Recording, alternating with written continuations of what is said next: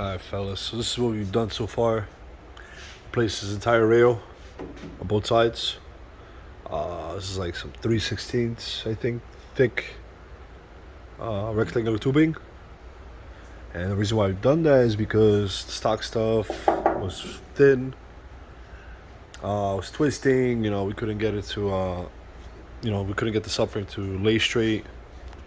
So we ended up just doing that. Cut it all out. Yeah, we could have used the parts car, cut out the rails from the firewall into the front, but it's too late for that. We got rid of it, and that is one of the reasons why we have to go pick up some frame rails for the rear chassis or this body section that we welded in here for the rear subframe. We've already had it up. We did some measuring. Everything lines up straight. The only problem we have with this trans tunnel is that when we welded it in, the vehicle wasn't it wasn't level on the lift.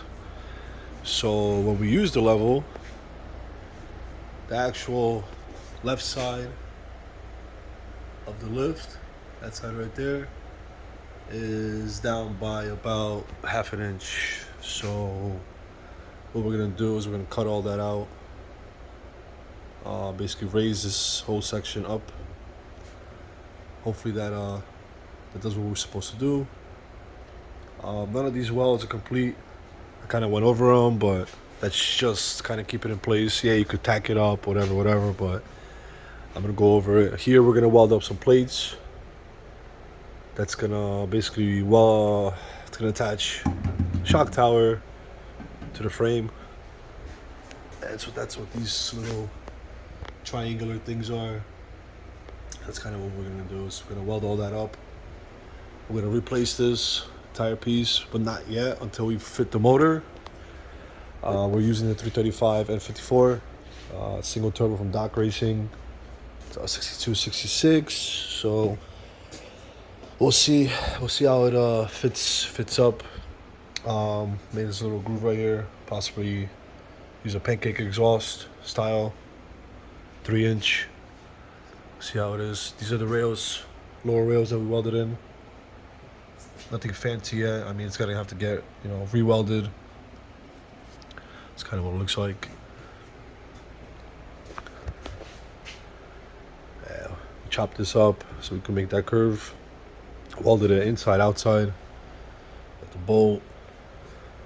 These are all temporary bolts.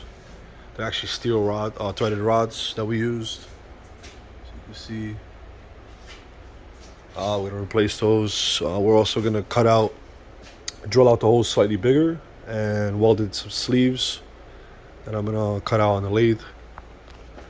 So this is kind of what the top looks like. We already had the steering connected to the rack. So all of that's fitted pretty good. We've already had the motor and trans in. So that's kind of how we figured out that we couldn't drop the trans without dropping the subframe because of that issue up top that we were just talking about. But yeah, not much done because we only work on it on Sundays. So you know how that is. I run a business and obviously I can't deal with it during the week, so it's taking some time. But yeah, that's about it.